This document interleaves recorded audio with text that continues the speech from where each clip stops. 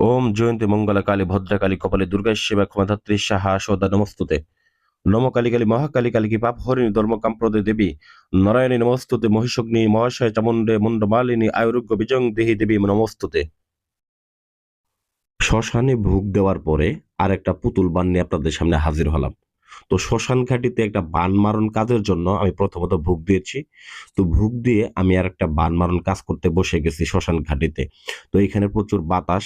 আমি শর্টকাটে আপনাদেরকে ভিডিও করে রাখছি যাতে করে আপনাদেরকে নিয়ম কানুন গুলা বলে দিতে পারি, কারণ আশঙ্কার অবস্থায় এগুলা বলা যায় না। তো বান মারণ কাজের জন্য অনেক ভাইয়েরা এবং বোনেরা অনেক দিক দিগন্ত তান্ত্রিক কবিরাজের পিছনে ঘুরতে ঘুরতে অতিষ্ঠ হয়ে গেছেন।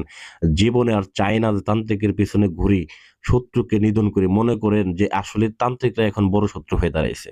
কিন্তু ভাই এখন আমি আপনাদেরকে দেখাইতেছি পুতুল দিয়ে কিভাবে শত্রুকে মাত্র 24 ঘন্টার মধ্যে বান মেরে একেবারে শেষ করে ফেলতে পারবেন এবং পঙ্গুও করতে পারবেন।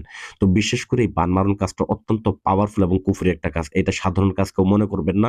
এই কাজটাকে নিয়ে কেউ ঠাট্টা বিদ্রুপ করবেন না, নিজেদের ক্ষতি নিজেরাই কানবেন না। কারণ এই কাজ নিয়ে কেউ মজা করতে যাবেন না, অযথা কাউকে ক্ষতি করতে যাবেন না। খোদার কসম করে বললাম ভাই, এই কাজ নিয়ে কাউকে অযথা প্রয়োগ করতে যাবেন না, কারণ যদি শত্রুতা থাকে সেক্ষেত্রে প্রয়োগ করবেন। তো বিশেষ করে আমি এই কাজের নিয়মটা পূর্ণাঙ্গ আমি এখানে বলে দেব।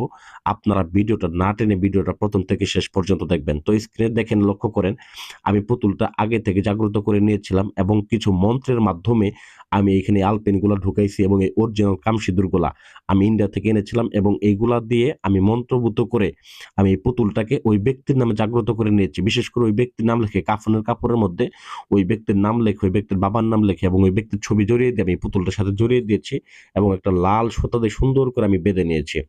তো বেঁধে নেওয়ার পরে আলপেন গুলাও ঢুকায় নিছি, বিশেষ করে এর মধ্যে আমি একটা তাবিজও ঢুকাই দিছি। তো এটা এখন বাস্তবিক অর্থ ওই ব্যক্তিটাই, যে ব্যক্তিটাকে আমি বান মারতেছি, এটা একটা বোনের কাজ, যে বোনটা আমাকে ওই কাজটা করতে দিছে।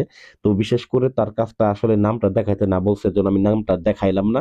তো শর্টকাটে এই বান মারণ কাজটা কিভাবে করবেন এই পূর্ণাঙ্গ নিয়মটাই আমার মাধ্যমে এখন শুনবেন। তো বিশেষ করে আমি আমাবস্যার লগ্নে বসে এই পুতুলটা তৈরি করেছি, নাম ঠিকানা সবকিছু এর মধ্যে আমি দিয়ে রেখেছি। তো এইটাকে নাম ঠিকানা দিয়ে এই চন্দন কাঠের আগুন আছে, দেখেন আগুনটা এখানে নিভানো আছে।